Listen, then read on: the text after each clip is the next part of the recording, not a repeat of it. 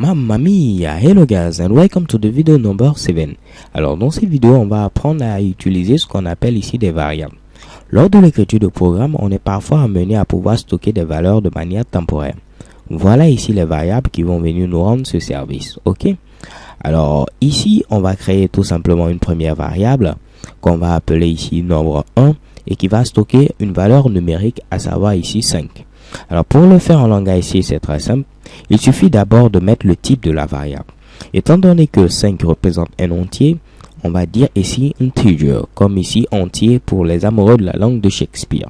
Alors je mets ici int qui est le diminutif de integer, donc je vais l'écrire en entier pour que vous le voyez. Ok, integer, donc on met ici int pour dire que c'est un entier.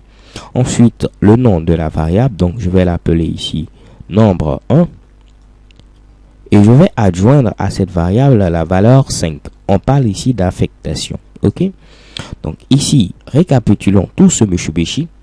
Nous avons créé une variable nombre 1 de type entier et nous lui avons affecté la valeur entière 5. Ok? Parfait.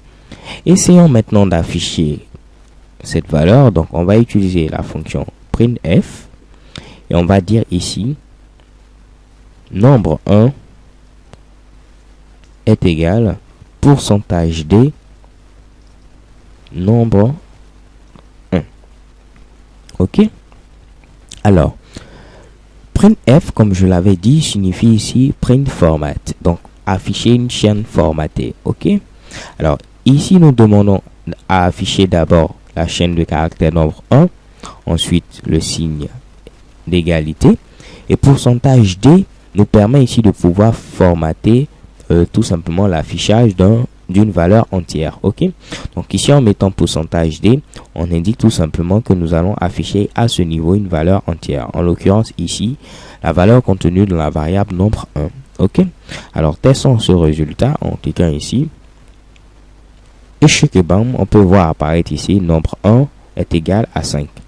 De même, je pouvais afficher nombre 1 plus 10. Ok, donc cela équivaut à dire plutôt 5 plus 10, donc on aura comme résultat ici 15. Testons, chez bam, nombre 1 est égal ici à 15. Parfait. Alors ici, on va maintenant, pourquoi pas, déclarer une seconde variable. Donc je vais mettre ici int nombre 2 et je vais mettre comme valeur ici, pourquoi pas, 12. Et maintenant, on va afficher la somme de ces deux variables. On va dire la somme est égale ici à nombre 1 plus nombre 2. Donc ici, on demande à afficher la somme est égale et on indique ensuite que nous aurons à afficher à ce niveau une valeur entière. Cette valeur qui correspond tout simplement à la somme de nombre 1 plus nombre 2. Ce qui équivaut ici à dire 5 plus 12 soit 17. Ok? Voyons le résultat. Chez Kebam, la somme est égale ici à 17. Alors avant de conclure cette vidéo, je vais vous montrer une petite astuce.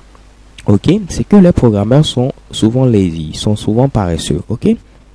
Donc, pour ne pas avoir ici à répéter à chaque fois int, si vous avez des variables à déclarer et ces variables ont, disons, le même type, en l'occurrence ici le type entier, alors au lieu de le faire sur plusieurs lignes, on pouvait procéder ainsi.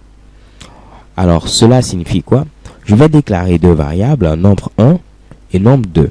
À la première variable nombre 1, je vais affecter la valeur 5 et à la deuxième variable nombre 2, je vais affecter la valeur 12. Testons pour voir si tout fonctionne. Et chez Kebam, la somme est égale à 17. Si je modifie ici à par exemple 25, on doit avoir maintenant la somme est égale à 30. Voyons le résultat. Chez Kebam, la somme est égale à 30. So thank you guys for watching. Don't forget to subscribe and see you to the next video. XOXO.